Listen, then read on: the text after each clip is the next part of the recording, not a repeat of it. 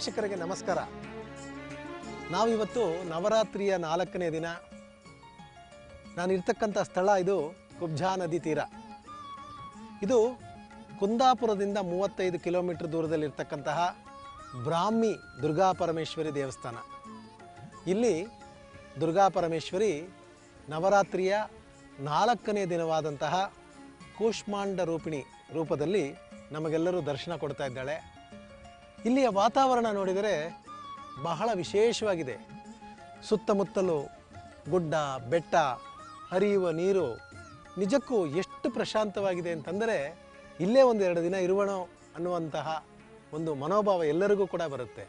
ಬನ್ನಿ, ಇಂತಹ ವಿಶೇಷ ಸ್ಥಳದಲ್ಲಿ ಇವತ್ತಿನ ದಿವಸ ಈ ಬ್ರಾಹ್ಮಿ ದುರ್ಗಾ ಪರಮೇಶ್ವರಿಯ ದರ್ಶನ ಮಾಡಿ ಅವಳ ಪರಿಪೂರ್ಣ ಅನುಗ್ರಹವನ್ನು ಪಡ್ಕೊಳ್ಳೋಣ.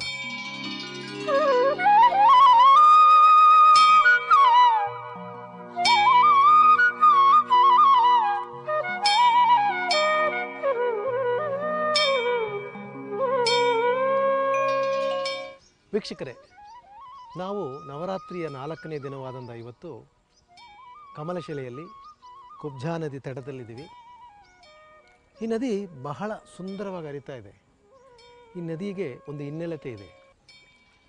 ಶಿವ ಪಾರ್ವತಿಯರು ಕೈಲಾಸದಲ್ಲಿ ಇದ್ದಾಗ ಅಲ್ಲಿ ಪಿಂಗಳೆ ಎಂಬ ಒಬ್ಬ ನಾಟ್ಯರಾಣಿ ಇರ್ತಾಳೆ. ಅವಳು ನಾಟ್ಯವಾಡಿ ಎಲ್ಲರನ್ನೂ ಕೂಡ ಸಂತೋಷಗೊಳಿಸುತ್ತಿರ್ತಾಳೆ. ಒಮ್ಮೆ ಅವಳಿಗೆ ತನ್ನ ರೂಪ ಲಾವಣ್ಯವನ್ನು ನೆನೆಸಿಕೊಂಡು ಅಹಂಕಾರದಿಂದ ಇನ್ನು ಮುಂದೆ ನಾಟ್ಯ ಆಡುವುದಿಲ್ಲ ಎಂಬ ಶಪಥವನ್ನು ಮಾಡ್ತಾಳೆ. ಆಗ ಪಾರ್ವತಿಯವಳಿಗೆ ಒಂದು ಶಾಪವನ್ನು ನೀಡ್ತಾಳೆ. ನೀನು ಕುರೂಪಿಯಾಗು, ಕುಬ್ಜೆಯಾಗು ಅಂತೇಳಿ.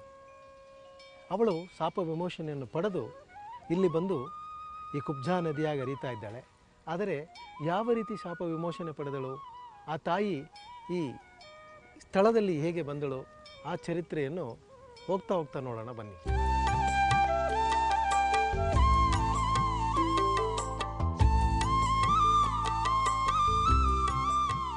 ವೀಕ್ಷಕರೇ, ನಾವೀಗ ಬ್ರಾಹ್ಮಿ ದುರ್ಗಾ ಪರಮೇಶ್ವರಿ ದೇವಸ್ಥಾನ ಕಮಲಶಿಲೆಯಲ್ಲಿದ್ದೀವಿ. ಕಮಲಶಿಲೆ ಎಂಬ ಹೆಸರು ಈ ಕ್ಷೇತ್ರಕ್ಕೆ ಹೇಗೆ ಬಂತು? ನಾನಾಗಲೇ ಹೇಳಿದ್ನಲ್ಲ ನಿಮಗೆ, ಪಿಂಗಳೆ ಎಂಬ ನಾಟ್ಯಗಾರಿಗೆ ಪಾರ್ವತಿ ಶಾಪ ಕೊಟ್ಟಳು ಅಂತೇಳಿ. ಶಾಪ ವಿಮೋಚನೆಗಾಗಿ ಆಕೆ ಪಾರ್ವತಿಯನ್ನು ಕೇಳಿದಾಗ ಪಾರ್ವತಿ ಹೇಳ್ತಾಳೆ, ನಾನು ಭೂಮಿಯ ಮೇಲೆ ಕರರಟ್ಟಾಸುರ ಎಂಬ ರಾಕ್ಷಸರನ್ನು ಸಂಹಾರ ಮಾಡೋದಕ್ಕೆ ರೈಕುವ ಮುನಿ ಆಶ್ರಮದ ಪಕ್ಕದಲ್ಲಿ ಕಮಲದ ಲಿಂಗದ ರೂಪದಲ್ಲಿ ಉತ್ಪತ್ತಿ ಆಗ್ತೀನಿ. ಅಲ್ಲಿ ಬಂದು ನೀನು ತಪಸ್ಸು ಮಾಡಿ ನಿನ್ನ ಶಾಪ ವಿಮೋಚನೆಯನ್ನು ಮಾಡ್ಕೊ ಅಂತ ಹೇಳ್ತಾಳೆ. ಅದರ ವಿಶೇಷತೆ ಏನಪ್ಪ ಅಂತಂದರೆ, ಇಲ್ಲಿರ್ತಕ್ಕಂತಹ ಲಿಂಗ ಒಂದು ಕಮಲದ ಆಕಾರದಲ್ಲಿರೋದ್ರಿಂದ ಈ ಕ್ಷೇತ್ರಕ್ಕೆ ಕಮಲಶಿಲೆ ಎಂಬ ಹೆಸರು ಬಂತು. ಬನ್ನಿ, ಇನ್ನು ವಿಶೇಷತೆಗಳನ್ನು ಹೋಗ್ತಾ ನೋಡೋಣ. ನೀವು ನೋಡ್ತಾ ಇರ್ತಕ್ಕಂತಹ ಈ ಧ್ವಜಸ್ತಂಭ ಒಂದೇ ಮರದಲ್ಲಿ ಆಗಿರ್ತಕ್ಕಂಥದ್ದು. ಬೋಗಿ ಮರದಲ್ಲಿ ಸುಮಾರು 75 ಅಡಿ ಎತ್ತರದಲ್ಲಿರ್ತಕ್ಕಂತಹ ಈ ಮರ ಬಹಳ ವಿಶೇಷವಾದಂತಹ ಒಂದು ಸ್ಥಾನವನ್ನು ಈ ದೇವಸ್ಥಾನದಲ್ಲಿ ಪಡೆದಿದೆ. 2010ನೇ ಇಸ್ವಿಯಲ್ಲಿ ಆ ಮರಕ್ಕೆ ಸುಮಾರು 200 kgಯಷ್ಟು ಬೆಳ್ಳಿಯನ್ನು ಹಾಕಿ ಒಂದು ಕವಚವನ್ನು ಮಾಡಿದ್ದಾರೆ. ಈ ಮರದ ವಿಶೇಷತೆ, ಒಂದೇ ಏಕಶಿಲೆಯಲ್ಲಿ 75 ಅಡಿಯಷ್ಟು ಇದೆ, ಆಕಾಶದುದ್ದಕ್ಕೆ ಬೆಳೆದಿದೆ. ಆ ಧ್ವಜಸ್ತಂಭದಲ್ಲಿ ಧ್ವಜಾರೋಹಣ ಆಗುತ್ತೆ.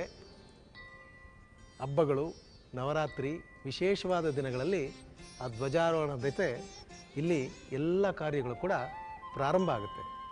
ಉತ್ಸವ ಕಾಲಗಳಲ್ಲಿ ಆ ಧ್ವಜಾರೋಹಣದಿಂದ ಎಲ್ಲ ಕಾರ್ಯಕ್ರಮಗಳು ಕೂಡ ಇಲ್ಲಿ ಪ್ರಾರಂಭ ಆಗುತ್ತೆ.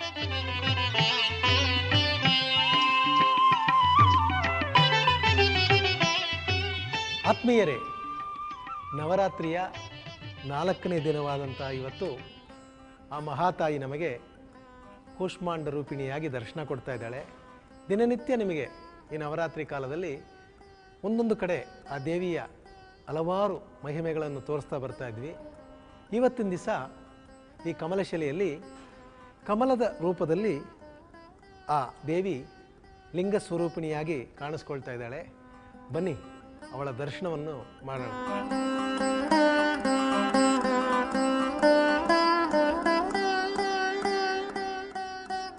ಈಗ ನಾವು ಬ್ರಹ್ಮಿ ದುರ್ಗಾ ಪರಮೇಶ್ವರಿಯ ಗರ್ಭಗುಡಿಯ ಮುಂದೆ ನಿಂತಿದ್ದೀವಿ. ಇನ್ನೇನೀಗ ಅಭಿಷೇಕ ಆಗಲಿದೆ. ನಾರಿಕೇಳ ಅಂದರೆ ಎಳನೀರು, ಪಂಚಾಮೃತ ಅಭಿಷೇಕ ನಡೆಯೋದಕ್ಕೆ ಎಲ್ಲ ಸಿದ್ಧತೆಗಳು ನಡೀತಾ ಇದೆ. ಬನ್ನಿ ಆ ದೃಶ್ಯವನ್ನು ಕಣ್ತುಂಬ ನೋಡೋಣ.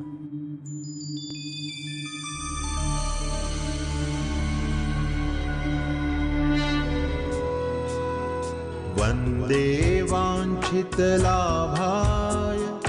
ಚಂದ್ರಾರ್ಧಕೃತಶೇಖರಾನ್ ವಂದೇ ವಾಂಛಿತಲಾಭಾಯ ಚಂದ್ರಾರ್ಧಕೃತಶೇಖರಾನ್ ವೃಷಾರೂಢಾಂ ಶೂಲಧರಾಂ ಶೈಲಪುತ್ರೀ ಯಶಸ್ವಿನಿ ಶೈಲಪುತ್ರೀ ಯಶಸ್ವಿನಿ.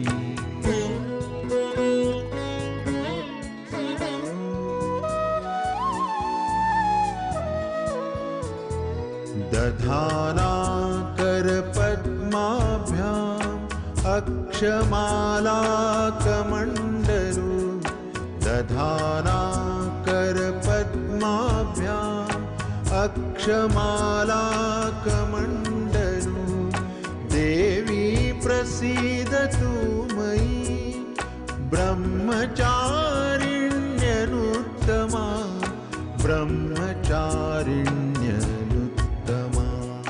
पिण्डज प्रवरारूढा चण्डकोपास्त्रकैर्युता पिण्डज प्रवरारूढा चण्डकोपास्त्रकैर्युता प्रसादं तनुते मह्यं चन्द्रघण्टेति विश्रुता चन्द्रघण्टेति विश्रुता.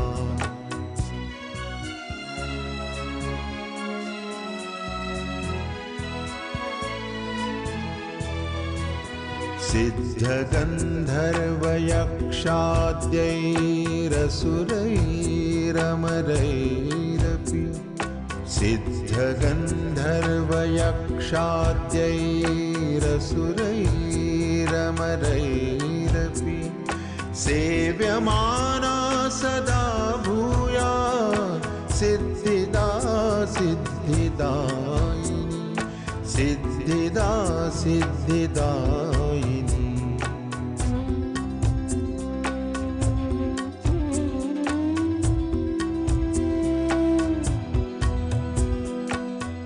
नवदुर्गास्तवमिदम् यः पठेच्छिसुमानसः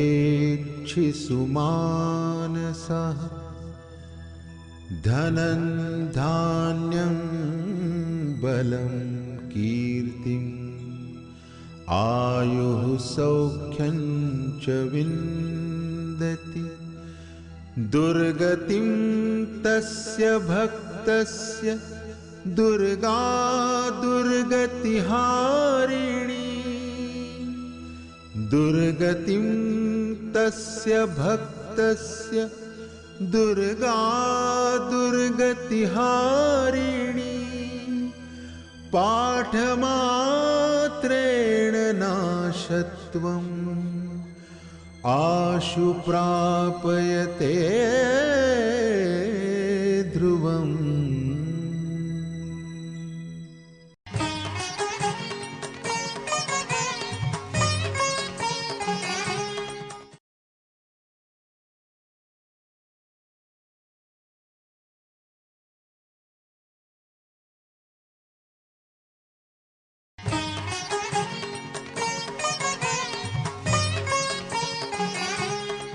ವಿಶೇಷವಾಗಿ ಸುವರ್ಣ ವೀಕ್ಷಕರಿಗೆ ಕಮಲಶಿಲೆಯಲ್ಲಿ ಬ್ರಾಹ್ಮಿ ದುರ್ಗಾ ಪರಮೇಶ್ವರಿ ದೇವಸ್ಥಾನದ ಅಭಿಷೇಕವನ್ನು ನೋಡಿದಿರಿ.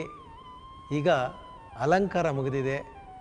ಬಹಳ ವಿಶೇಷವಾಗಿ ಈ ನವರಾತ್ರಿಯ 4ನೇ ದಿನ ಕೂಷ್ಮಾಂಡ ರೂಪದಲ್ಲಿ ಆಕೆ ದರ್ಶನ ಕೊಡ್ತಾ ಇದ್ದಾಳೆ. ಆ ದರ್ಶನವನ್ನು ನೋಡಿ ಖಂಡಿತ ನೀವು ಮನಸ್ಸು ಸಂತೋಷಗೊಳ್ಳುವಿರಿ ಅಂತ ಗೊತ್ತು. ಬನ್ನಿ ಆ ದರ್ಶನವನ್ನು ಮಾಡೋಣ.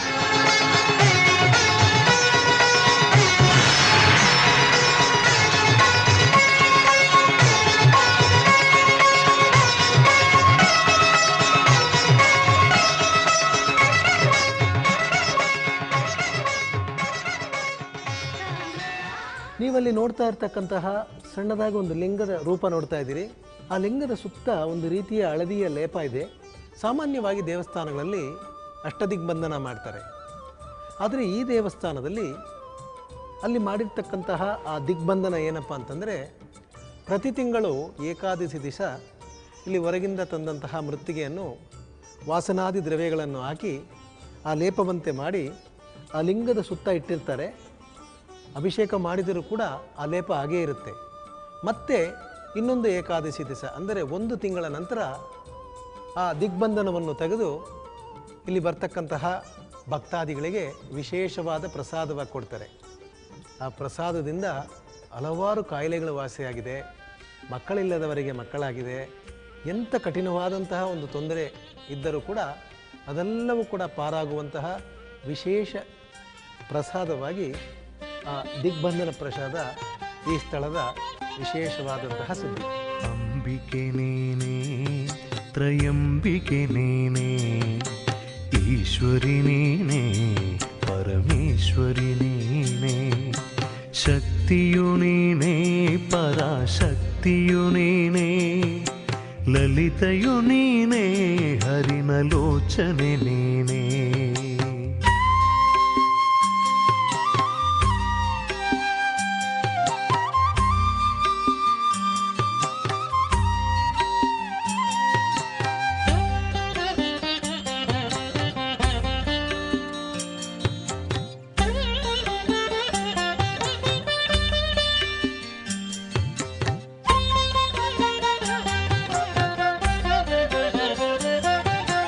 ಅಕ್ಷರಿ ನೀನೇ, ಏಕಾಕ್ಷರಿ ನೀನೇ, ತ್ರಿಪುರಯು ನೀನೇ, ತ್ರಿಪುರ ಸುಂದರಿ ನೀನೇ. ಅಕ್ಷರಿ ನೀನೇ, ಏಕಾಕ್ಷರಿ ನೀನೇ, ತ್ರಿಪುರಯು ನೀನೇ, ತ್ರಿಪುರ ಸುಂದರಿ ನೀನೇ. ಗೌರಿಯು ನೀನೇ, ಸ್ವರ್ಣ ಗೌರಿಯು ನೀನೇ, ಪೂರ್ಣಲು ನೀನೇ, ಅನ್ನಪೂರ್ಣೆಯು ನೀನೇ. ಸರ್ವಮಂಗಳೇ ಸರ್ವಾರ್ಥ ಸಾಧಿಕೆ ಶರಣು ಅಂಬಿಕೆ ಶ್ರೀ ತ್ರಯಂಬಿಕೆ.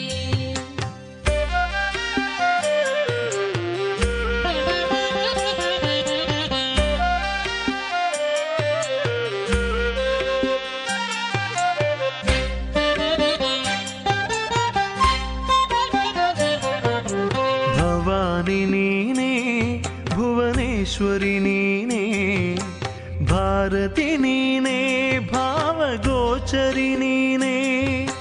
ಭವಾನಿ ನೀನೇ, ಭುವನೇಶ್ವರಿ ನೀನೇ, ಭಾರತಿ ನೀನೇ, ಭಾವಗೋಚರಿ ನೀನೇ. ವಿದ್ಯೆಯು ನೀನೇ, ವಿದ್ಯಾವಾರಿಧಿ ನೀನೇ, ಕಾಳಿಯು ನೀನೇ, ಕಲಾಧರಿಯು ನೀನೇ. ಸರ್ವಮಂಗಳೇ ಸರ್ವಾರ್ಥ ಸಾಧಿಕೆ ಶರಣು ಅಂಬಿಕೆ ಶ್ರೀ ತ್ರಯಂಬಿಕೆ.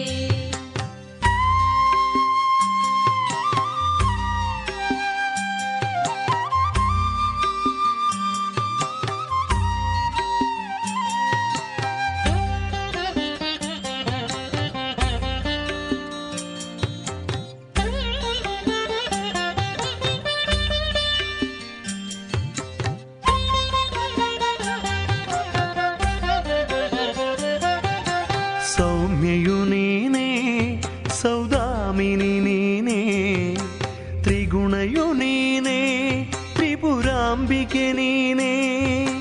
ಸೌಮ್ಯಯು ನೀನೇ, ಸೌದಾಮಿನಿ ನೀನೇ, ತ್ರಿಗುಣಯು ನೀನೇ, ತ್ರಿಪುರಾಂಬಿಕೆ ನೀನೇ. ತ್ರಿಶಕ್ತಿ ನೀನೇ, ತ್ರೈಲೋಕ್ಯ ಜನನಿ ನೀನೇ, ವಂದ್ಯಯು ನೀನೇ, ಜಗದ್ವಂದ್ಯಯು ನೀನೇ. ಸರ್ವಮಂಗಳೇ ಸರ್ವಾರ್ಥ ಸಾಧಿಕೆ ಶರಣು ಅಂಬಿಕೆ ಶ್ರೀ ತ್ರಯಂಬಿಕೆ.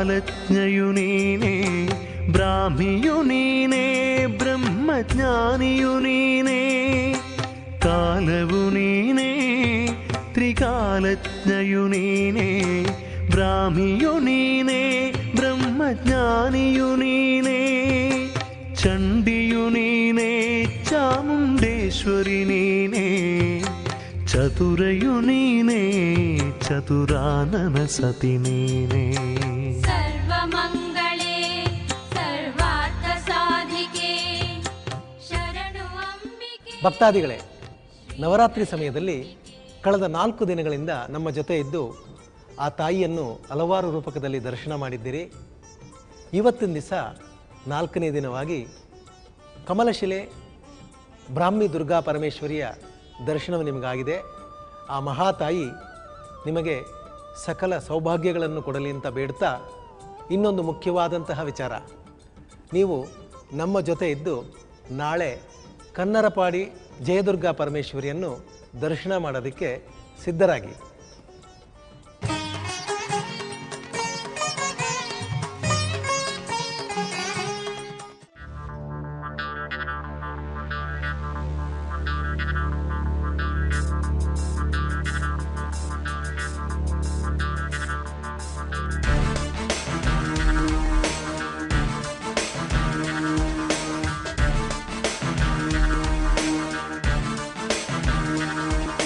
ನಮಸ್ಕಾರ ಪ್ರಿಯ ವೀಕ್ಷಕರೇ, ಇವತ್ತು ನಾವು ಬಹಳ ಒಂದು ಶಕ್ತಿ ಕೇಂದ್ರ ಮತ್ತು ಬಹಳ ವಿಶೇಷವಾದಂತಹ ಪವಾಡ ಸ್ಥಳಕ್ಕೆ ಮತ್ತು ಇನ್ನೂ ಸಾಕಷ್ಟು ಅಭಿವೃದ್ಧಿಪಟ್ಟು ಭಕ್ತಾದಿಗಳ ಸಮಸ್ತ ಕಷ್ಟಗಳನ್ನು ಈಡೇರಿಸ್ತಕ್ಕಂಥ ಸರ್ಪದೋಷ ಆಗ್ಬೋದು, ನಾಗದೋಷ, ಈ ಥರ ಹಲವಾರು ದೋಷಗಳ ವಿಮುಕ್ತಿಪಡಿಸ್ಕೊಳ್ಳುವಂತಹ ಒಂದು ಮಹತ್ತರವಾಗಿರೋ ಚೈತನ್ಯ ಶಕ್ತಿ ಆ ಸ್ಥಳಕ್ಕೆ ನಿಮ್ಮನ್ನು ಕರ್ಕೊಂಡು ಹೋಗ್ತಾ ಇದ್ದೀವಿ.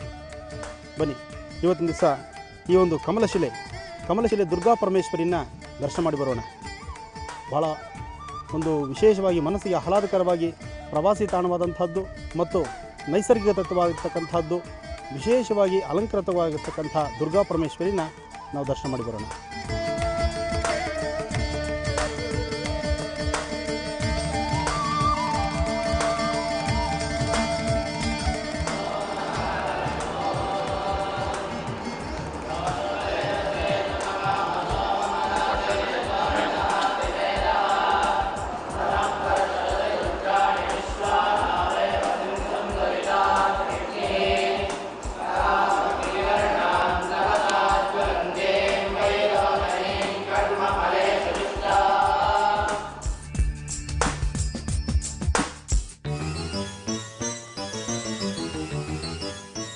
ಕ್ಷೇತ್ರ ಸುಮಾರು ವರ್ಷಗಳದ್ದು ಮತ್ತು ಭಾಳ ಇತಿಹಾಸವುಳ್ಳದ್ದು ಮತ್ತು ಹಿಂದಿನ ಪರಂಪರೆ ಅಂದರೆ ಸೃಷ್ಟಿ ಪೂರ್ವ ಪ್ರಾರಂಭ ಆಗುವ ಮೊದಲಿಂದಲೂ ಈ ಆಲಯ ಇದೆ ಅಂತ ಕಾಲಗಳಲ್ಲಿ ಕೆಲವು ಧರ್ಮಗಳಲ್ಲಿ ಮತ್ತು ಆಧಾರವಿರ್ತಕ್ಕಂಥ ಸಾಕಷ್ಟು ಸನ್ನಿವೇಶಗಳಲ್ಲಿ ಈ ಆಧಾರ ತೋರಿಸಿದೆ.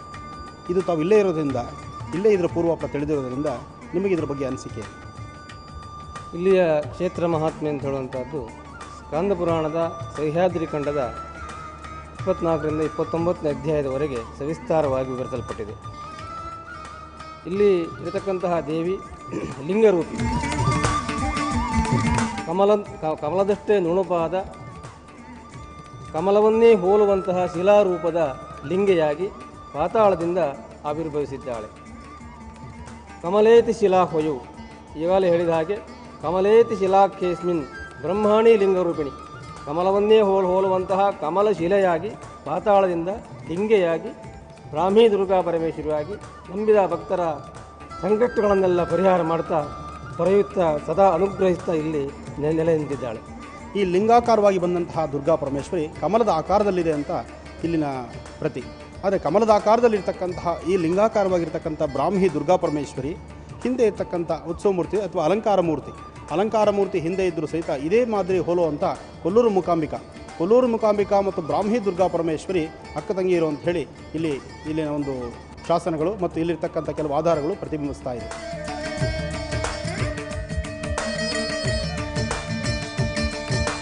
ಕೊಲ್ಲೂರು ಮತ್ತು ಕಮಲಶಿಲೆ ಅಂತ ಹೇಳಿದರೆ ಇನ್ನೊಂದು ಕ್ಷೇತ್ರ ಕೂಡ ಇದೆ, ಸೌಕೂರು ಕೊಲ್ಲೂರು ಕಮಲಶಿಲೆ ಅಂತ. ಮಹಾಕಾಳಿ, ಮಹಾಲಕ್ಷ್ಮಿ, ಮಹಾಸರಸ್ವತಿ. ಸೌಕೂರು ಮಹಾಕಾಳಿ, ಕೊಲ್ಲೂರು ಮಹಾಲಕ್ಷ್ಮಿ, ಕಮಲಶಿಲೆ ಮಹಾಸರಸ್ವತಿ. ಆದರೆ ಇಲ್ಲಿ ಮಹಾಕಾಳಿ, ಮಹಾಲಕ್ಷ್ಮಿ, ಮಹಾಸರಸ್ವತಿ 3 ಶಕ್ತಿಗಳು ಕೂಡ ಇಲ್ಲಿ ಲಿಂಗದಲ್ಲಿ ಐಕ್ಯವಾಗಿದೆ. ಸಾತ್ವಿಕೆ ವಿಷ್ಣು ರೂಪಾಯಿ ಬ್ರಹ್ಮರೂಪಿ ರಜೋಗುಣಿ, ತಾಮಸ ರೂಪಾಯಿ ರುದ್ರಾಣ್ಯ ನಮಃ.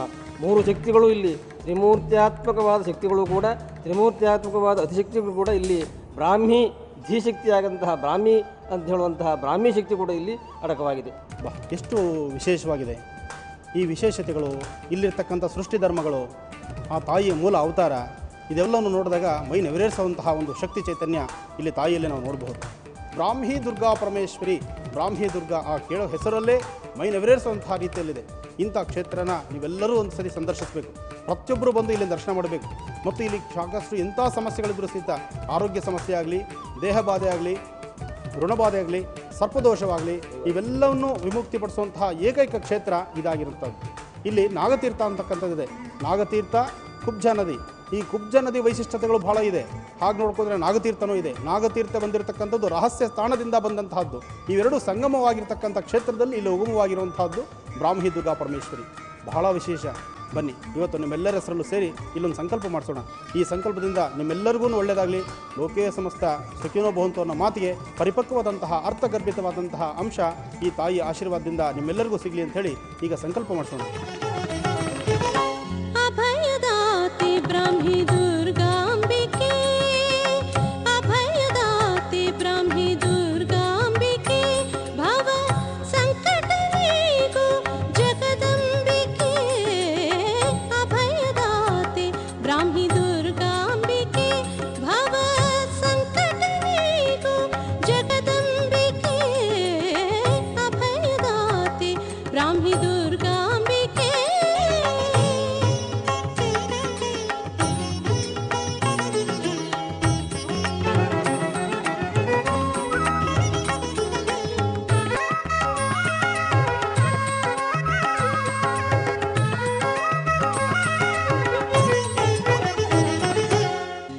ಖರರಟ್ಟಾಸುರರ ನಾಶವಗೈದೆ, ಅಸುರ ಕ್ರೂರಾಕ್ಷನ ಶಿರ ತರಿದೆ,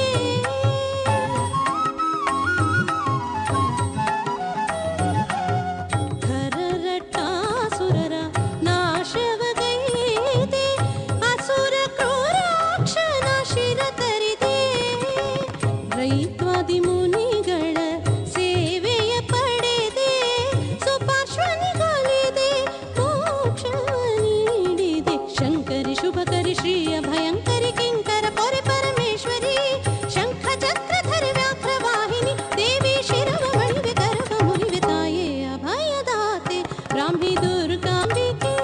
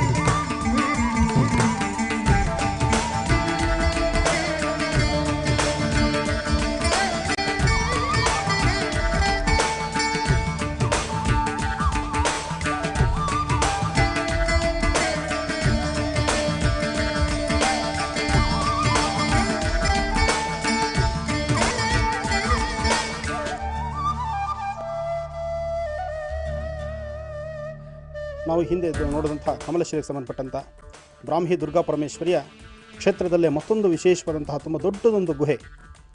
ಅಂದರೆ ಹಿಂದೆ ಅರಸರು ತಮ್ಮ ಕಷ್ಟ ಕಾರ್ಪಣ್ಯಗಳು, ರಾಜ್ಯವನ್ನು ಸಂರಕ್ಷಣೆ ಮಾಡೋ ಸಮಯದಲ್ಲಿ ಬಂದಿರತಕ್ಕಂಥ ಕಷ್ಟ ಕಾರ್ಪಣ್ಯಗಳನ್ನು ತಡ್ಕೊಳ್ಳೋಕ್ಕಾಗದಂತಹ ರೀತಿಯಲ್ಲಿ ತಾವು ಬಂದು ಸಹಿತ ಒಂದು ಧ್ಯಾನ, ಯೋಗ, ಸಿದ್ಧಿ ಪಡ್ಕೊಳ್ಳುವಂತಹ ಮೂಲ ಸ್ಥಳವಾಗಿರಬೇಕು ಅಂತ ಹೇಳಿ ಒಂದು ಸ್ಥಳನ ಹುಡುಕ್ತಾ ಬರಬೇಕಾದ್ರೆ ಇಲ್ಲಿ ದೈವದತ್ತವಾಗಿರ್ತಕ್ಕಂಥ, ದೈವರೇ ನಿರ್ಮಿಸಿರ್ತಕ್ಕಂಥ ಒಂದು ವಿಶೇಷವಾದಂತಹ ತುಂಬ ದೊಡ್ಡದಾದಂಥ ಒಂದು ಗುಹೆ ಇದೆ. ಇಲ್ಲಿ ಹುಲಿಗಳ ಸಹಿತ ವಾಸ ಮಾಡೋದು ಅಂಥೇಳಿ ಇಲ್ಲಿನ ಪ್ರತೀತಿ ಹೇಳುತ್ತೆ. ಹಾಗಾಗಿ ಇದೇ ಕ್ಷೇತ್ರದಲ್ಲೇ ಪ್ರಥಮ ಭಾಗದಲ್ಲೇ ನೀವು ನೋಡಬಹುದು. ಪ್ರಥಮ ಭಾಗದಲ್ಲಿ ಸಹಿತ ಒಂದು ಶಿವಲಿಂಗ ಸಹಿತ ಇದೆ. ಸಾಕ್ಷಾತ್ ಸಾಂಬ ಸದಾಶಿವನೇ ಬಂದು ಇಲ್ಲಿ ನಿಂತು ಈ ಗುಹೆಯನ್ನು ಸಂರಕ್ಷಣೆ ಮಾಡ್ತಾ ಇದ್ದ, ಈ ಗುಹೆಯನ್ನು ನೋಡ್ಕೊಳ್ತಾ ಇದ್ದ ಅನ್ನೋದಕ್ಕೆ ಕೆಲವು ಆಧಾರಗಳು ಸಹಿತ ಇಲ್ಲಿ ತೋರಿಸುತ್ತೆ. ಇಂಥ ಒಂದು ಗುಹೆ ಶ್ರೀ ಕ್ಷೇತ್ರದಲ್ಲಿರ್ತಕ್ಕಂಥದ್ದು ಭಾಳ ವಿಶೇಷ. ಈ ಶ್ರೀ ಕ್ಷೇತ್ರಕ್ಕೆ ಕಮಲಶಿಲೆಯಲ್ಲಿರ್ತಕ್ಕಂತಹ ಶ್ರೀ ಬ್ರಾಹ್ಮಿ ದುರ್ಗಾ ಪರಮೇಶ್ವರಿಯ ಮೂಲ ಮತ್ತು ಆ ತಾಯಿಯ ಪೂರ್ಣ ಕೃಪಾಶೀರ್ವಾದದೊಂದಿಗೆ ಇವೆಲ್ಲವೂ ಸಹಿತ ಸಂರಕ್ಷಣೆಯಾಗಿದೆ.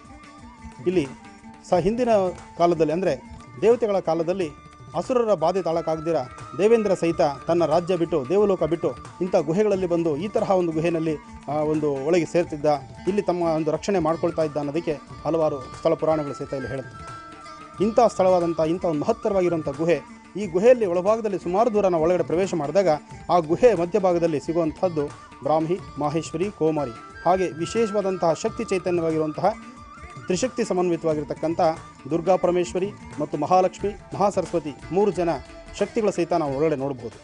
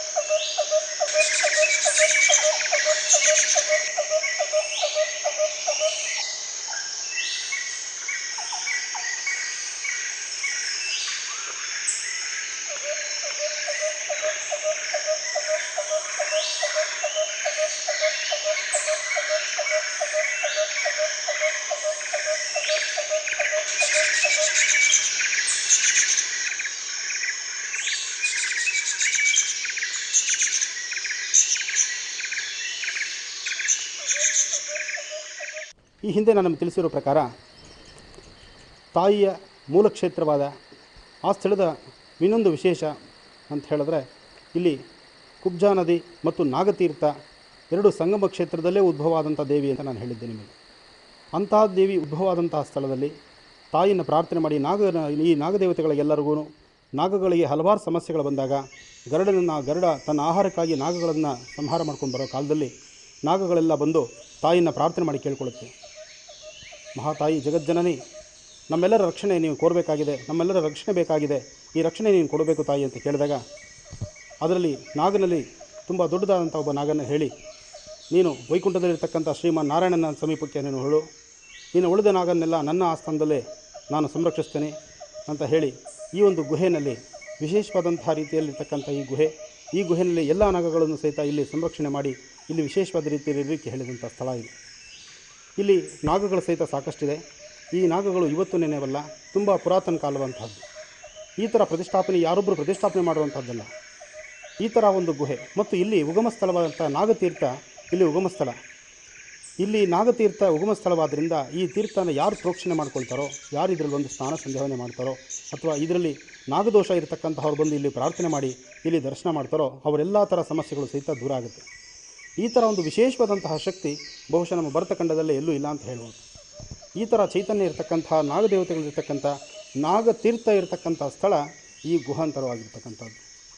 ಈ ಗುಹೆ ಇಲ್ಲಿ ಮತ್ತೆ ಮುಂದೆ ಇನ್ನೂ ಸ್ವಲ್ಪ ಮುಂದಕ್ಕೆ ಹೋದಂಗೆಲ್ಲ ಇನ್ನೆರಡು ಗುಹೆಗಳು ಕಂಡುಬರುತ್ತೆ. ಒಂದು ಕಾಶಿಗೆ ಮತ್ತೊಂದು ಇನ್ನೊಂದು ರಾಮೇಶ್ವರಕ್ಕೆ ಹೋಗೋದಕ್ಕೆ ದಾರಿ ಅಂತ ಹೇಳ್ತಾರೆ. ಅದರಲ್ಲಿ ಒಂದು ರಾಮೇಶ್ವರಕ್ಕೆ ಹೋಗುವಂಥ ದಾರಿನಲ್ಲಿ ನೀವು ಶ್ರೀಧರ ಸ್ವಾಮಿಗಳ ಹೆಸರು ಕೇಳಿದ್ದೀರಿ, ಶ್ರೀಧರ ಮಠ. ಆ ಶ್ರೀಧರ ಸ್ವಾಮಿಗಳು ಇದೇ ಮಾರ್ಗದಲ್ಲಿ ಸಾಕಷ್ಟು ದೂರ ಪ್ರಯಾಣಿಸಿದಾಗ ಒಂದು 7 ಅಡಿ ಸರ್ಪ ಎದುರುಗಡೆ ಬಂದು ಇನ್ನು ಮುಂದೆ ಇದಕ್ಕೆ ಪ್ರಯಾಣಕ್ಕೆ ದಾರಿ ಇಲ್ಲ, ಇಲ್ಲಿ ನೀನು ಹಿಂತಿರುಗಬೇಕು ಅಂತ ಹೇಳಿದಾಗ 51ನೇ ಇಸ್ವಿಯಲ್ಲಿ ನಡೆದಂಥ ಘಟನೆ ಇದು. ಶ್ರೀಧರ ಸ್ವಾಮಿಗಳು ಪುನಃ ಆಚೆ ಬಂದಿದ್ದಾರೆ. ಹೀಗೆ ಹಿಂದಿನಿಂದ ಸಾಕಷ್ಟು ಜನ ಸನ್ಯಾಸಿಗಳಾಗ್ಬೋದು, ಯತಿಗಳಾಗ್ಬೋದು, ಎಂತೆಂಥ ಮಹನೀಯರೆಲ್ಲರೂ ಬಂದು ಇಲ್ಲಿ ಜಪ, ಅನುಷ್ಠಾನ, ಧ್ಯಾನ, ಸಂಕಲ್ಪಗಳನ್ನು ಮಾಡಿದ್ದಾರೆ. ಇತ್ತೀಚಿನ ದಿನಗಳಲ್ಲಿ ವಿಶೇಷವಾದಂಥ ರೀತಿ ಶಕ್ತಿ ಚೈತನ್ಯ ಪಡೆದು ವಿಶ್ವದಲ್ಲೇ ಹೆಸರು ಮಾಡತಕ್ಕಂಥ ಶ್ರೀ ರವಿಶಂಕರ್ ಗುರುಜಿಯವರು ಸಹಿತ ಇಲ್ಲಿ ಬಂದು ಧ್ಯಾನ, ಸಂಕಲ್ಪ ಇವೆಲ್ಲವನ್ನು ನಡೆಸ್ಕೊಂಡಿದ್ದಾರೆ. ಧ್ಯಾನಗಳಿಗೆ ಅತಿ ವಿಶೇಷವಾದಂತಹ ಸ್ಥಳ ಇದಾದ್ದರಿಂದ ಪ್ರತಿಯೊಬ್ಬರೂ ಧ್ಯಾನಕ್ಕಾಗಿ ಬರುವಂಥ ಸ್ಥಳ ಇದು. ಇಲ್ಲಿ ನಾಗತೀರ್ಥ ಉಗಮ ಸ್ಥಳ ಆದ್ದರಿಂದ ಸರ್ಪದೋಷಕ್ಕೆ ಎಂಥ ಸರ್ಪದೋಷ ಇದ್ದರೂ ಸಹಿತ ಕ್ಷಣ ಮಾತ್ರದಲ್ಲೇ ದೂರ ಆಗುವಂತಹ ಮಹಾನ್ ಚೈತನ್ಯ ಇರತಕ್ಕಂಥ ಮೂಲ ಸ್ಥಳ ಈ ನಾಗತೀರ್ಥ. ಈ ನಾಗತೀರ್ಥ ಇಲ್ಲಿಂದ ಪ್ರಾರಂಭ ಆಗಿ ಇಲ್ಲಿಂದ ತಾಯಿಯ ಪಾದದಡಿಗೆ, ಅಂದರೆ ನಾವು ನೋಡಿದ್ವಲ್ಲ ಕಮಲಶಿಲೆ, ಆ ಭಾಗದಲ್ಲಿ ಹೋಗಿ ಅಲ್ಲಿ ಹೊರಬೀಳ್ತಕ್ಕಂತಹದ್ದು, ಅಂದರೆ ಅಂತರ್ಗಾಮಿಯಾಗಿ ಚಲಿಸ್ತಕ್ಕಂತಹದ್ದು ಇಲ್ಲಿನ ಪ್ರತೀತಿ.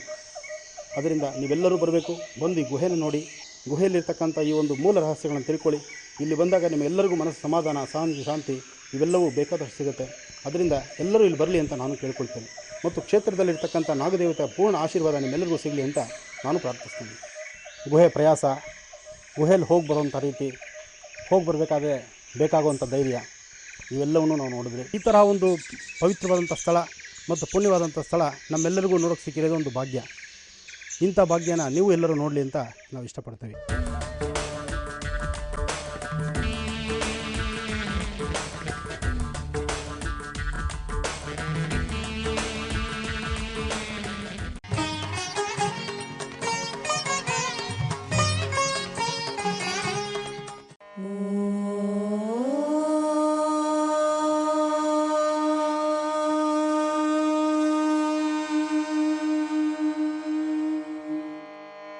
अस्य श्रीललिता सहस्रनामस्तोत्रमाला मन्त्रस्य वशिन्यादिवाग्देवता ऋषयः अनुष्टुप् छन्दः श्रीललिता परमेश्वरी देवता श्रीमद्वाग्भवकूटेति बीजम् मध्यकूटेति शक्तिः शक्तिकूटेति कीलकम् श्रीललिता महात्रिपुरसुन्दरी प्रसाद सिद्धिद्वारा चिन्तित फला व्याप्यर्थे जपे विनियोगः ध्यानम्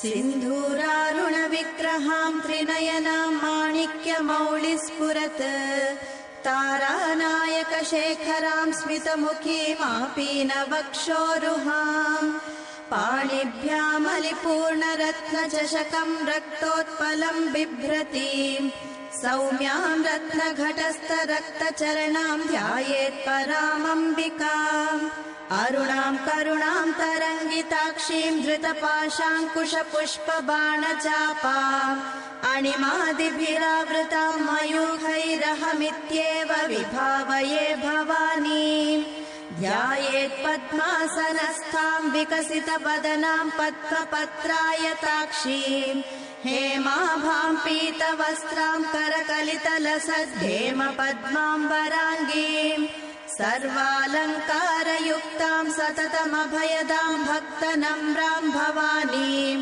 श्रीविद्यां शान्तमूर्तिं सकलसुरनुतां सर्वसम्पत्प्रदात्रीं सकुङ्कुमविलेपनामलिकचुम्बिकस्तूरिकां समन्दहसितेक्षणां सशरचापपाशाङ्कुशाम् अशेषजनमोहिनीं अरुणमाल्यभूषाम्बरां जपाकुसुमभासुरां जपविधौ स्मरेदम्बिकाम् ॐ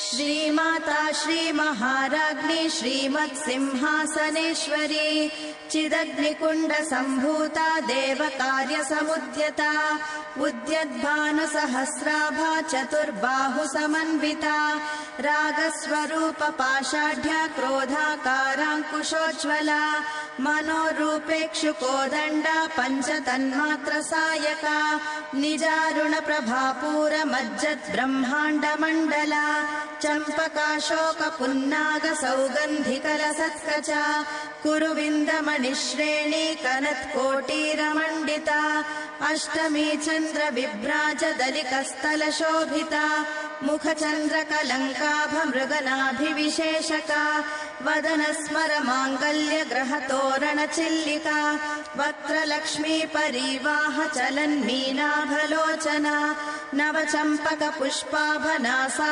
दण्डविराजिता ताराकान्तितिरस्कारिनासा भरणभासुरा कदम्बमञ्जरी क्लिप्तकर्णपूरमनोहरा ताटङ्कयुगलीभूततपनोडुपमण्डला पद्मरागशिलादर्श परिभाविकपोलभूः नवविद्रुमबिम्बश्रीन्यक्कारिरदनच्छदा शुद्धविद्याङ्कुराकार द्विजपङ्क्तिद्वयोज्ज्वला कर्पूरवीटिकामोद समाकर्षद्दिगन्तरा निजसल्लापमाधुर्य विनिर्भत्सित कच्छपि मन्दस्मित प्रभापूरमज्जत्कामेश मानसा अनाकलित सादृश्य चिबुक श्रीविराजिता कामेशबद्ध माङ्गल्य सूत्र शोभित कन्धरा कनकाङ्गद केयूर कमनीय भुजान्विता रत्नग्रैवेय चिन्ताकलोल मुक्ता फलान्विता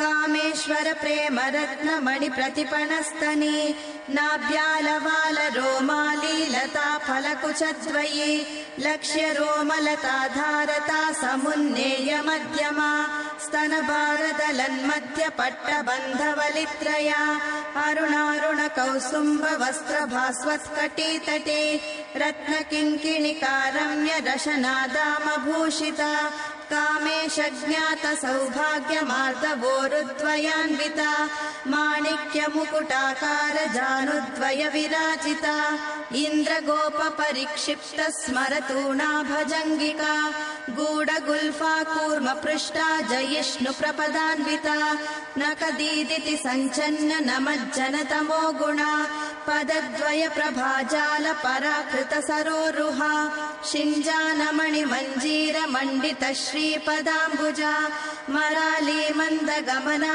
महालावण्य शेवदिः सर्वारुणानवद्याङ्गी सर्वाभरणभूषिता शिवकामेश्वराङ्कस्था शिवा स्वाधीनवल्लभा सुमेरुमध्य शृङ्गस्था श्रीमन्नगरनायिका चिन्तामणिगृहान्तस्था पञ्चब्रह्मासनस्थिता महापद्माटवी संस्था कदम्बवनवासिनी सुधासागर मध्यस्था कामाक्षी कामदायिनी देवर्षिगणसङ्घातस्तूयमानात्मवैभवा भण्डासुरवधोद्युक्त शक्तिसेना समन्विता सम्पत्करी समारूढ सिन्धूरव्रज सेविता अश्वारूढाधिष्ठिताश्वकोटिकोटिभिरावृता चक्रराजरथारूढ सर्वायुध परिष्कृता गेयचक्ररथारूढ मन्त्रिणी परिसेविता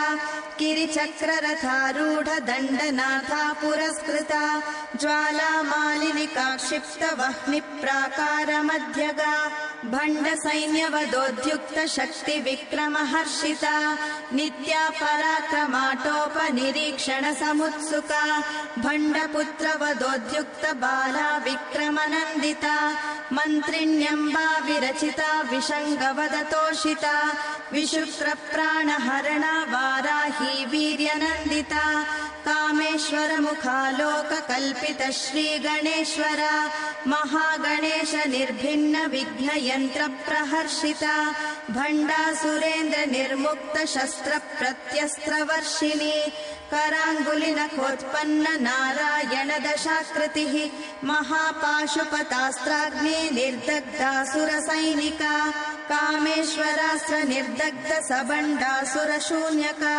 ब्रह्मोपेन्द्र महेन्द्रादिदेव संस्तुत वैभवा हर नेत्राग्नि संदग्ध काम संजीवनौषधिः श्रीमद्वाग्भव कूटैक स्वरूप मुख पंकजा कंठादः कटि पर्यन्त मध्य कूट स्वरूपिणी शक्ति कूटैकतापन्न कट्यदो भागधारिणी मूल मंत्रात्मिका मूल कूटत्रय कलेवरा कलामृतैक रसिका कुल संकेत पालिनी कुलांगना कुलांतस्था कौलिनी कुल योगिनी अकुला समयांतस्था समयाचार तत्परा मूलाधारैक निलया ब्रह्म ग्रंथि विभेदिनी मणिपूरान्तरुदिता विष्णु ग्रंथि विभेदिनी आज्ञाचक्रान्तरालस्था रुद्र ग्रंथि विभेदिनी सहस्राराम्बुजारूढा सुधा साराभिवर्षिणी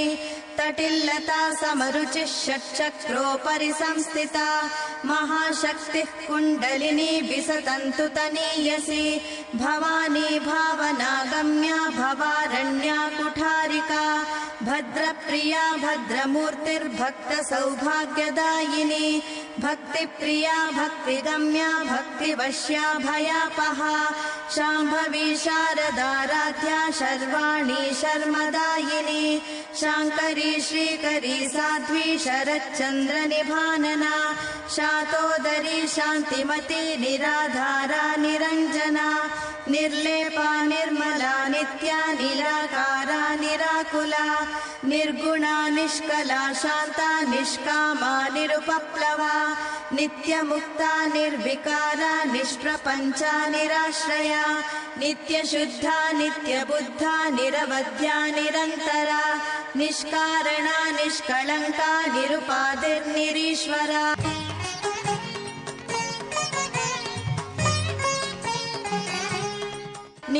निरागारागमथने निर्मदा मदनाशिनी निश्चिन्ता निरहङ्कारा निर्मोहा मोहनाशिनी निर्ममा ममता हन्त्री निष्पापा पापनाशिनी निष्क्रोधा क्रोधशमनी निर्लोभा लोभनाशिनी निस्संशया संशयग्नि निर्भवा भवनाशिनी निर्विकल्पा निराबाधा निर्भेदा भेदनाशिनी निर्नाशा मृत्युमथनी निष्क्रिया निष्परिग्रहा निस्तुला नीलचिकुरा निरपाया निरत्यया दुर्लभा दुर्गमा दुर्गा दुःखहन्त्री सुखप्रदा दुष्टदूरा दुराचार शमनी दोषवर्जिता सर्वज्ञा सान्द्रकरुणा समानाधिकवर्जिता सर्वशक्तिमयी सर्वमङ्गला सद्गतिप्रदा सर्वेश्वरी सर्वमयी सर्वमन्त्रस्वरूपिणी सर्वयन्त्रात्मिका सर्वतन्त्ररूपमनोन्मनी माहेश्वरी महादेवी महालक्ष्मी मृडप्रिया महारूपा महापूज्या महापातकनाशिनी महामाया महासत्त्वा महाशक्तिर्महारतिः महाभोगा महैश्वर्या महावीर्या महाबला महाबुद्धिर्महासिद्धिर्महायोगेश्वरेश्वरी महातन्त्रा महामन्त्रा महायन्त्रा महासना महायागक्रमाराध्या महाभैरवपूजिता महेश्वर महाकल्प महाताण्डवसाक्षिणी महाकामेश महिषी महात्रिपुरसुन्दरी चतुष्षष्ट्युपचाराढ्या चतुष्षष्टिकलामयी महाचतुष्षष्टिकोटियोगिनी गणसेविता मनुविद्या चन्द्रविद्या चन्द्रमण्डलमध्यगा चारुरूपा चारुहासा चारुचन्द्रकलाधरा चराचर जगन्नाथा चक्रराजनिकेतना पार्वती पद्मनयना पद्मरागसमप्रभा पञ्चप्रेतासनासीना पञ्चब्रह्मस्वरूपिणी चिन्मयी परमानन्दा विज्ञानघनरूपिणी ध्यानध्यातृध्येयरूपा धर्मा धर्मविवर्जिता विश्वरूपा जागरिणी स्वपन्ती तैजसात्मिका सुप्ता प्राज्ञात्मिका तुर्या सर्वावस्था विवर्जिता सृष्टिकर्त्री ब्रह्मरूपा गोप्त्री गोविन्दरूपिणी संहारिणी रुद्ररूपा तिरोधानकरीश्वरी सदाशिवानुग्रहदा पञ्चकृत्यपरायणा भानुमण्डलमध्यस्था भैरवी भगमालिनी पद्मासना भगवती पद्मनाभ सहोदरी उन्मेष निमिषोत्पन्न विपन्न भुवनावलिः सहस्रशीर्षवदना सहस्राक्षी सहस्रपात् आब्रह्मकीट जननी वर्णाश्रमविदायिनी निजाज्ञारूप निगमा पुण्या पुण्यफलप्रदा श्रुतिसीमन्त सिन्धूरी कृतपादाब्जधूलिका सकलागम सन्दोह शुक्ति सम्पुटमौक्तिका पुरुषार्थप्रदा पूर्णा भोगिनी भुवनेश्वरी अम्बिकानादिनिधना हरिब्रह्मेन्द्र सेविता नारायणी नादरूपा नामरूप विवर्जिता ह्रींकारी ह्रीमती हृद्या हेयोपादेयवर्जिता राजराजार्चिता राज्ञी रम्या राजीवलोचना रञ्जनी रमणीरस्या रणत्किङ्किणी मेखला रतिरूपा रतिप्रिया रक्षाकरी राक्षसग्नि रामा रमणलम्पटा काम्या कामकलारूपा कदम्बकुसुमप्रिया कल्याणी जगती कन्दा करुणारससागरा कलावती कलालापा कान्ता कादम्बरी प्रिया वरदा वामनयना वारुणी मदविह्वला विश्वाधिका वेदवेद्या विन्ध्याचलनिवासिनी विधात्री वेदजननी विष्णुमाया विलासिनी क्षेत्रस्वरूपा क्षेत्रेशी क्षेत्रक्षेत्रज्ञपालिनी क्षयवृद्धिविनिर्मुक्ता क्षेत्रपालसमर्चिता विजया विमला वन्द्या वन्दारुजनवत्सला वाग्वादिनी वामकेशी वह्निमण्डलवासिनी भक्तिमत्कल्पलतिका पशुपाशविमोचिनी संहृता शेषपाषण्डा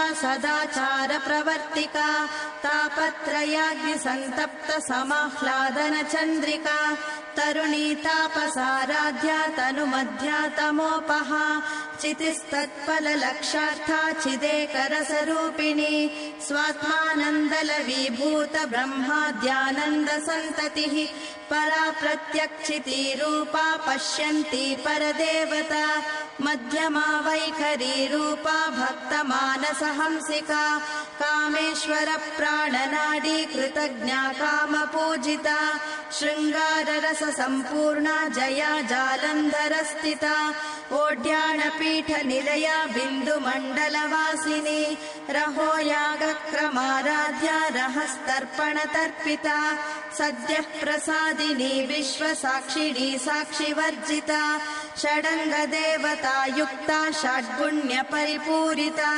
नित्यक्लिन्ना निरुपमा निर्वाणसुखदायिनी नित्या षोडशिकारूपा श्रीकण्ठार्धशरीरिणी प्रभावती प्रभारूपा प्रसिद्धा परमेश्वरी मूलप्रकृतिरव्यक्ता व्यक्ता व्यक्तस्वरूपिणी व्यापिनी विविधाकारा विद्या विद्यास्वरूपिणी महाकामेश नयन कुमुदाह्लाद कौमुदी भक्तहार्दतमो भेद भानुमद्भानुसन्ततिः शिवधूती शिवाराध्या शिवमूर्तिः शिवङ्करी शिवप्रिया शिवपरा शिष्टेष्टा शिष्टपूजिता अप्रमेया स्वप्रकाशा मनोवाचा मगोचरा चित्शक्तिश्चेतना रूपा जडशक्तिर्जडात्मिका गायत्री व्याहृतिः सन्ध्या द्विजबृन्दनिषेविता तत्त्वासना तत्त्वमयी पञ्चकोशान्तरस्थिता निस्सीम महिमा नित्य यौवना मदशालिनी मदघूर्णितरक्ताक्षी मदपाटलगण्डभूः चन्दनद्रवदिग्धाङ्गी चाम्पेय कुसुमप्रिया कुशला कोमलाकारा कुरुकुल्ला कुलेश्वरी कुलकुण्डालया कौलमार्गतत्परसेविता कुमारगणनाथाम्बा तुष्टिः पुष्टिर्मतिर्धृतिः शान्तिः स्वस्तिमती कान्तिर्नन्दिनी विघ्ननाशिनी तेजोवती त्रिनयना लोलाक्षी कामरूपिणी मालिनी हंसिनी माता मलयाचलवासिनी सुमुखी नलिनी सुब्रूः शोभना सुरनायिका कालकण्ठी कान्तिमती क्षोभिणी सूक्ष्मरूपिणी वज्रेश्वरी वामदेवी वयोवस्था विवर्जिता सिद्धेश्वरी सिद्धविद्या सिद्धमाता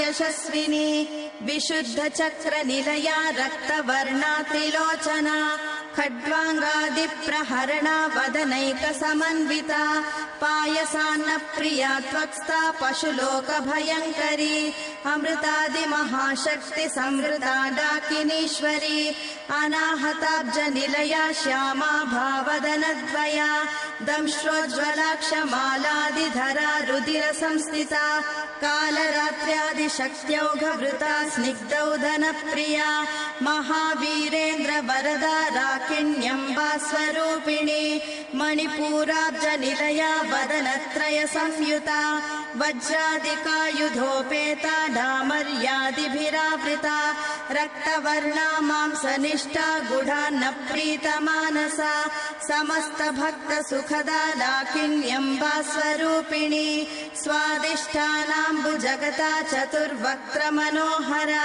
शूलाध्यायुधसम्पन्ना पीतवर्णातिगर्विता मेधोनिष्ठा मधुप्रीता बन्दिन्यादिसमन्विता दध्यन्नासक्तहृदया काकिनीरूपधारिणी मूलाधाराम्बुजारूढा पञ्चवक्त्रास्ति संस्थिता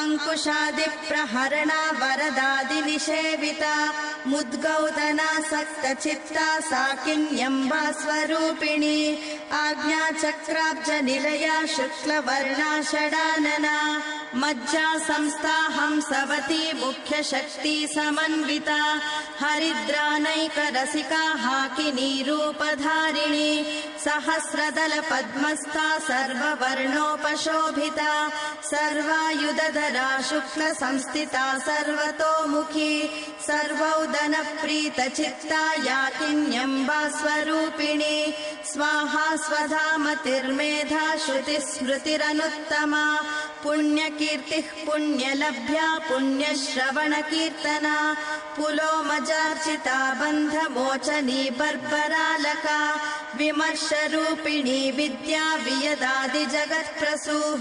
सर्वव्याधिप्रशमनी सर्वमृत्युनिवारिणी अग्रगण्या चिन्त्यरूपा कलिकल्मषनाशिनी कात्यायनी कालहन्त्री कमलाक्षनिषेविता ताम्बूलपूरितमुखी दाडिमी कुसुमप्रभा मृगाक्षी मोहिनी मुख्या मृडानी मित्ररूपिणी नित्यतृप्ता भक्तनिधिर्नियन्त्री निखिलेश्वरी मैत्रादिवासना लभ्या महाप्रलयसाक्षिणी पराशक्तिः परानिष्ठा प्रज्ञानघनरूपिणी माध्वीपानालसामत्ता मातृका वर्णरूपिणी महाकैलासनिलया मृणालमृदुदोर्लता महनीया दयामूर्तिर्महासाम्राज्यशालिनी आत्मविद्या महाविद्या श्रीविद्या कामसेविता श्रीषोडशाक्षरी विद्या त्रिकूटा कामकोटिका कटाक्षकिङ्करीभूत कमला कोटिसेविता शिरस्थिता चन्द्रनिभा बालस्थेन्द्रधनुप्रभा हृदयस्तारविप्रख्या त्रिकोणान्तरदीपिका दाक्षायणी दैत्यहन्त्री दक्षयज्ञविनाशिनी दरान्दोलितदीर्घाक्षी दरहासोज्ज्वलन्मुखी गुरुमूर्तिर्गुणनिधिर्गोमाता गुहजन्मभूः देवेशी दण्डनीतिस्था दहराकाशरूपिणी प्रतिपन्मुख्यराकान्ततिथिमण्डलपूजिता कलात्मिका कलानाथा काव्यालापविनोदिनी सचामररमावाणी सव्यदक्षिणसेविता आदिशक्तिरमेयात्मा परमा पावनाकृतिः अनेककोटिब्रह्माण्ड जननी दिव्यविग्रहा क्लींकारी केवला गुह्या कैवल्यपददायिनी त्रिपुरा त्रिजगद्वन्द्या त्रिमूर्तिश्रीदशेश्वरी त्र्यक्षरी दिव्यगन्धाढ्या सिन्धूरतिलकाञ्चिता उमा शैलेन्द्रतनया गौरी गन्धर्वसेविता विश्वगर्भा स्वर्णगर्भा वरदा वागधीश्वरी ध्यानगम्या परिच्छेद्या ज्ञानदा ज्ञानविग्रहा सर्ववेदान्तसंवेद्या सत्यानन्दस्वरूपिणी लोपामुद्राचिता लीला क्लुप्तब्रह्माण्डमण्डला अदृश्यादृश्यरहिता विज्ञात्री वेद्यवर्जिता योगिनी योगदा योग्या योगानन्दा युगन्धरा इच्छाशक्ति ज्ञानशक्ति क्रियाशक्ति स्वरूपिणी सर्वाधारा सुप्रतिष्ठा सदसद्रूपधारिणी अष्टमूर्तिरजा जैत्री लोकयात्रा विधायिनी एकाकिनी भूमरूपा निर्द्वैताद्वैतवर्जिता अन्नदा वसुधा वृद्धा ब्रह्मात्मैक्यस्वरूपिणी बृहती ब्राह्मणी ब्राह्मी ब्रह्मानन्दा बलिप्रिया भाषारूपा बृहत्सेना भावा भावविवर्जिता सुखाराध्या शुभकरी शोभना सुलभा गतिः राजराजेश्वरी राज्यदायिनी राज्यवल्लभा राजत्कृपा राजपीठ निवेशित निजाश्रिता राजलक्ष्मीः कोशनाथा चतुरङ्गबलेश्वरी साम्राज्यदायिनी सत्यसन्धा सागरमेखला दीक्षिता दैत्यशमनी सर्वलोकवशङ्करी सर्वार्थदात्री सावित्री सच्चिदानन्दरूपिणी देशकाला परिच्छिन्ना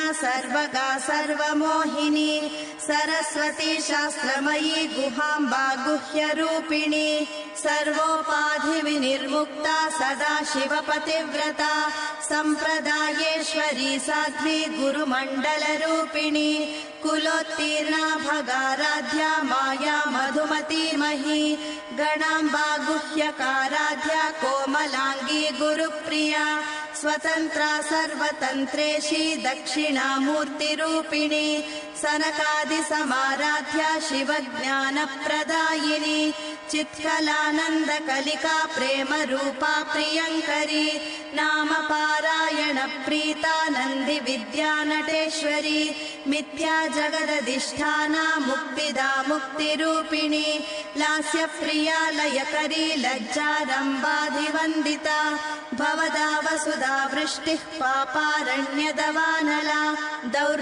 दौर्भाग्यतूलवातूला जराध्वान्तरविप्रभा भाग्याब्धिचन्द्रिका भक्तचित्तकेकि घना घना रोगपर्वतदम्बोलिर्मृत्युदारुकुठारिका महेश्वरी महाकाली महाग्रासा महाशना अपर्णा चण्डिका चण्डमुण्डा सुरनिषूधिनी क्षराक्षरात्मिका सर्वलोकेशी विश्वधारिणी त्रिवर्गधात्री सुभगा त्र्यम्बका त्रिगुणात्मिका स्वर्गापवर्गदा शुद्धा जपा पुष्पनिभाकृतिः गोजोवती द्युतिधरा यज्ञरूपा प्रियव्रता दुराराध्या दुरादर्शा पाटली कुसुमप्रिया महती मेरुनिलया मन्दारकुसुमप्रिया वीराराध्या विराड्रूपा विरजा विश्वतोमुखी प्रत्यग्रूपा पराकाशा प्राणदा प्राणरूपिणी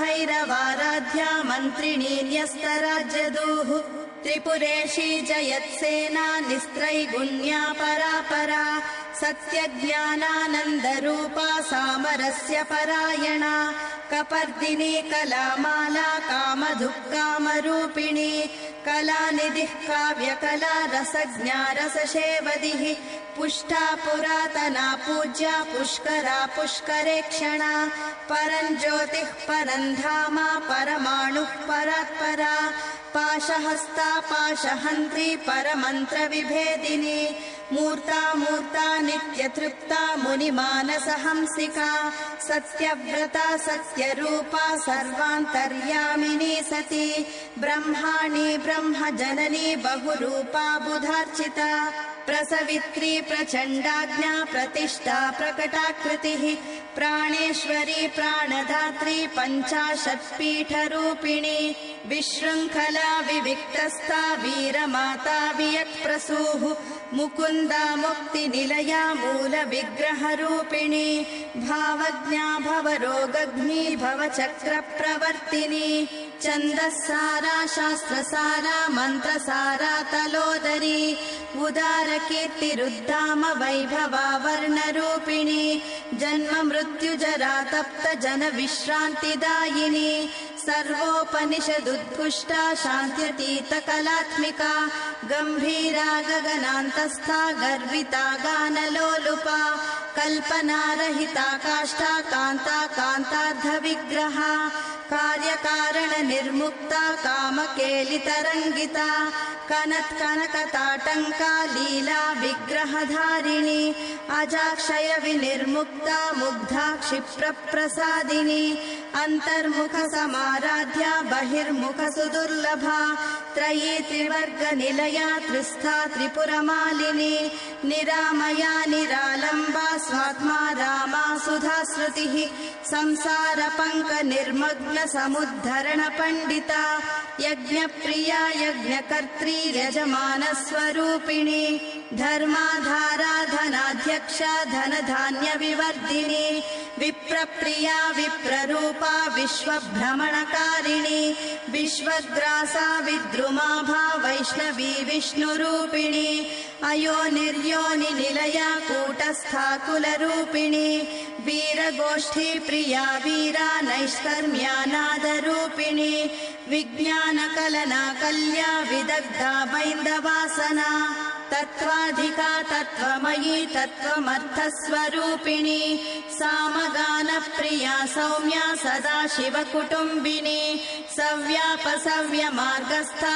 सर्वापद्विनिवारिणी स्वस्था स्वभावमधुरा धीरा धीरसमर्चिता चैतन्यार्घ्यसमाराध्या चैतन्यकुसुमप्रिया सदोदिता सदा तुष्टा तरुणादित्यपाटला दक्षिणा दक्षिणाराध्या दरस्मेरमुखाम्बुजा कौलिनी केवलानर्घ्य कैवल्यपददायिनी स्तोत्रप्रिया स्तुतिमती श्रुतिसंस्तुतवैभवा मनस्विनी मानवती महेशी मङ्गलाकृतिः विश्वमाता जगद्धात्री विशालाक्षी विरागिणी प्रगल्भा परमोदारा परामोदा मनोमयी व्योमकेशी विमानस्था वज्रिणी वामकेश्वरी पञ्चयज्ञप्रिया पञ्चप्रेतमञ्चाधिशायिनी पञ्चमी पञ्चभूतेशी पञ्चसङ्ख्योपचारिणी